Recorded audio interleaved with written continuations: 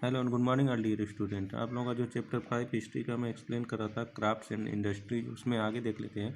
Unfavourable British policy, जो प्रतिकूल British policy थी उसके बारे में। In addition to the above, the British government imposed all kinds of restriction on the development of Indian industry. जितना भी हो सकता था ब्रिटिश गवर्नमेंट ने क्या किया, रिस्ट्रिक्शन लगा दिया किसमें, इंडियन इंडस्ट्री के विकास में, डेवलपमेंट में, ठीक है ना। नाउ अब India was made a country from where they could procure raw material and where they could sell their finished goods at a heavy profit. अब जो इंडिया के का जो रॉ मटेरियल था उसको जो ब्रिटिश थे वो अपने देश भेज देते थे और उससे क्या करते थे, हैवी प्रॉफिट कमाते थे, यानी ज़्यादा मुनाफा कमाते थे सारे सामान पे। No attention was paid to the development of Indian industry and crafts.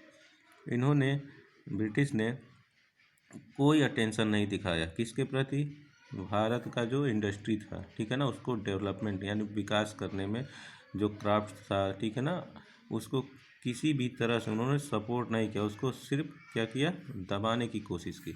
इसके बाद नेक्स्ट है new means of transport and communication. अब जो नए नए तरीके ट्रांसपोर्ट और कम्युनिकेशन क्या है वो ब्रिटिश टाइम में, the British introduced in India the telegraph services in 1852 and the railway service in 1853।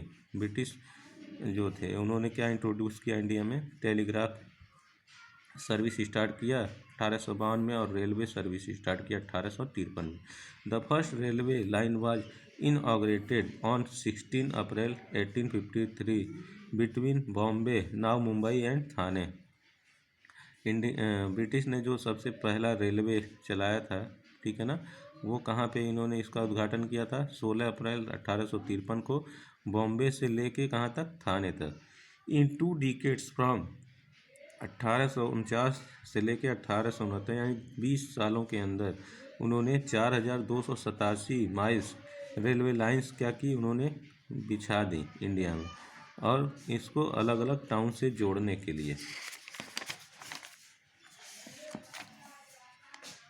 And cities specially the places where from raw material could be transported to the shipping centre. और ऐसे city में उन्होंने लगाया जहाँ पे क्या था, जिस जगह से रॉ मटेरियल वो क्या कर सके, ट्रांसपोर्ट कर सकें, ताकि वो शिपिंग सेंटर तक पहुँच सके।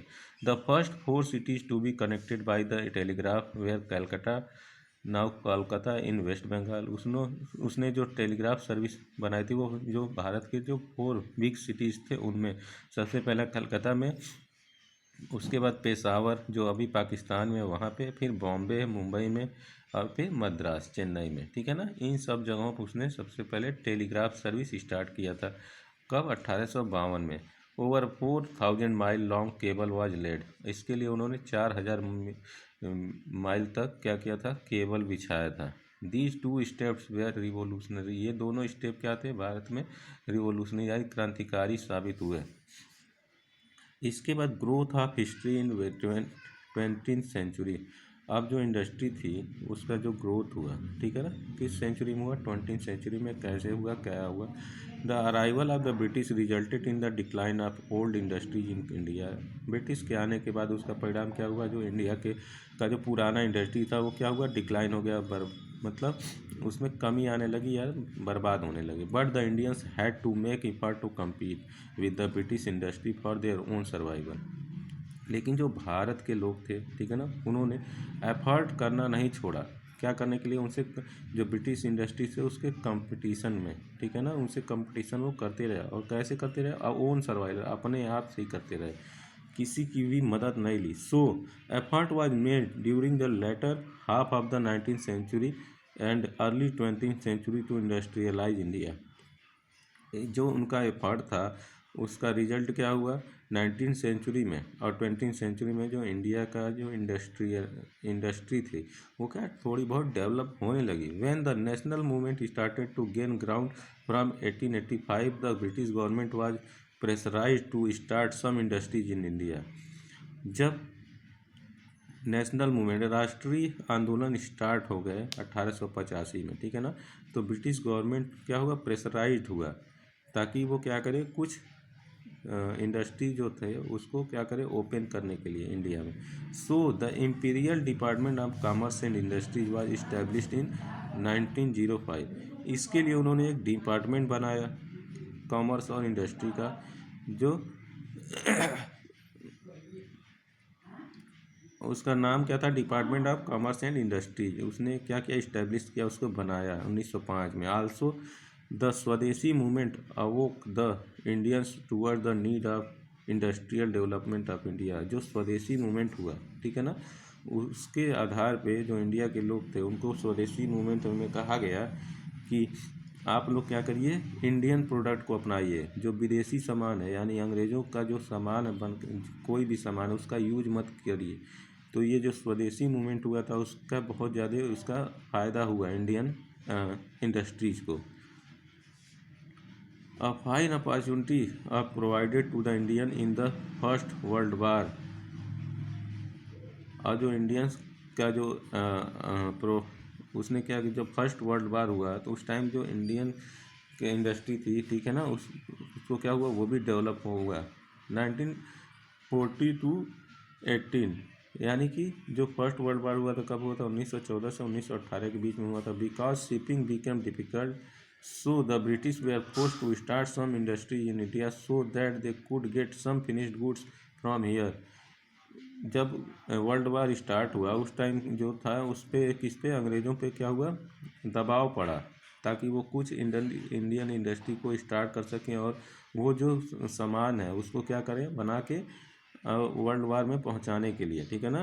क्योंकि जो वर्ल्ड वार था, प्रथम फर्स्ट विश्व युद्ध था, ठीक है ना, उसमें ब्रिटिश भी शामिल थे। British capitalist and industrialist took initiative and established some industries in the field of tea and coffee plantation, textile mills and mining। इसके लिए उन्होंने क्या किया, कुछ जो थे इंडस्ट्रीज का उसने क्या इस्टेब्लिश किया, स्थापना किया, किस फील्ड में, टी और कॉफ़ी के फील्ड में, और प्लांटेशन लगाने का काम किया। फिर टेक्सटाइल मिल्स, कपड़ों के में, और जो माइनिंग था उसमें भी इन्होंने क्या किया, कुछ इंडस्ट्री स्टार्ट किया।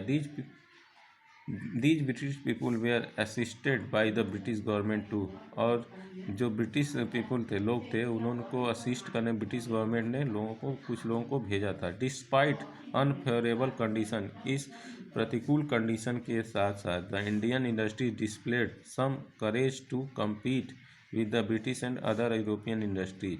इससे उनको क्या, इंडियंस को थोड़ा मदद मिला, उनको थोड़ा सा क्या हुआ, ताकत आया, ताकि वो ब्रिटिश और यूरोपियन इंडस्ट्रीज को compete कर सके, यानी उनसे कंपटीशन कर सकें।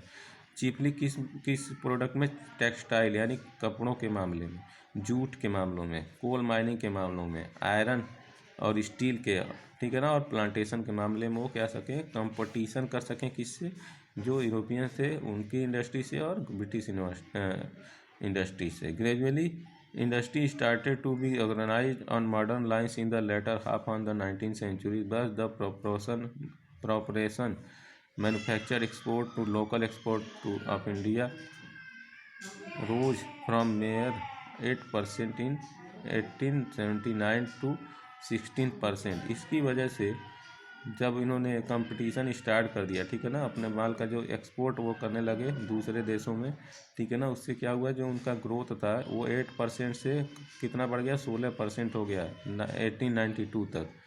और उसके बाद 22% हो गया 1907 से 1908 के बीच में, ठीक है ना। यानी इनका जो ग्रोथ था वो धीरे धीरे बढ़ने लगा। During the same period the proportion manufactured imports on the local total imports fell from 65% in 1879 to 57% in 1892 and 53% in 1907 to 08। यानी कि जो टोटल इंपोर्ट और एक्सपोर्ट था वो धीरे धीरे इंक्रीज होने लगा, यानी बढ़ने लगा, ठीक है ना। Special attention has been paid to industry development after India become free in 1947। जब इंडिया अपना आज़ाद हो गया, ठीक है ना, तो क्या हुआ, उसके जो इंडिया के प्रोडक्ट से उनका डिमांड भी बढ़ने लगा। Now India competes in the number of industry with the most powerful countries of the world is their sold of becoming a developed country now. अब जब इंडिया आज़ाद हो गया तो उसके जो कंपटीशन था वो क्या हुआ, बढ़ गया, पूरे पूरे देश में, पूरे दुनिया में उसका क्या हुआ, पावर बढ़ने लगा, ठीक है ना, पूरे वर्ल्ड में इसके प्रोडक्ट का, इंडिया के जो प्रोडक्ट थे उसके, इससे क्या हुआ, इंडिया एक आज के समय में क्या है, एक डेवलप कंट्री हो गया, यानी एक विकसित देश के कगार में खड़ा हुआ है, ठीक है ना। इस वीडियो में बस इतना ही। आप लोग इस चैप्टर को रीड करते रहिए। Thank you.